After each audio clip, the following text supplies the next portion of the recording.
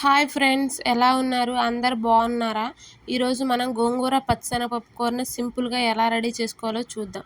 ముందుగా కట్ చేసి 10 నిమిషాలు ఉప్పు నీటిలో నానబెట్టి శుభ్రం చేసిన గోంగూర, 10 నిమిషాల ముందు నానబెట్టిన పచ్చిశనగపప్పు, 2 టమాటాల యొక్క ముక్కలు, ఒక పెద్ద ఉల్లిపాయ ముక్కలు, 3 పచ్చిమిర్చి, 2 ఎండుమిర్చి, హాఫ్ స్పూన్ జీలకర్ర, తాలింపు గింజలు తీసుకోవాలి. ముందుగా స్టవ్ వెలిగించి దాని మీద కళాయి పెట్టి ఆయిల్ వేసుకోవాలి.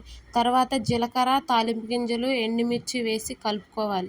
తర్వాత పచ్చిమిర్చి, ఉల్లిపాయలు వేసి కొంచెం వేగనివ్వాలి. కొంచెం వేగిన తర్వాత అందులో ముందుగా నానబెట్టిన పచ్చిశనగపప్పు వేసి కాసేపు కలయబెట్టుకోవాలి. కలయబెట్టుకున్న తర్వాత టమాటా ముక్కలు వేసి కలిపి ఒక 5 నిమిషాలు అయితే ఉడకనివ్వాలి. ఉడికిన తరువాత తగినంత ఉప్పు, తగినంత కారం, తగినంత పసుపు వేసి కాసేపు వేగనివ్వాలి.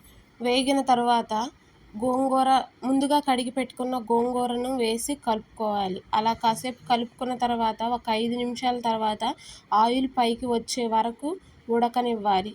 ఉడికిన తర్వాత హాఫ్ టేబుల్ స్పూన్ అల్లం వెల్లుల్లిపాయల పేస్ట్ వేసి కలపాలి. ఒక 2 నిమిషాలు కలిపిన తర్వాత కూర రెడీ అయిపోతుంది ఫ్రెండ్స్. గోంగూర పచ్చిశనగపప్పు కూర అయితే రెడీ అయిపోతుంది. నచ్చితే లైక్ చేయండి, షేర్ చేయండి, కామెంట్ చేయండి ఫ్రెండ్స్.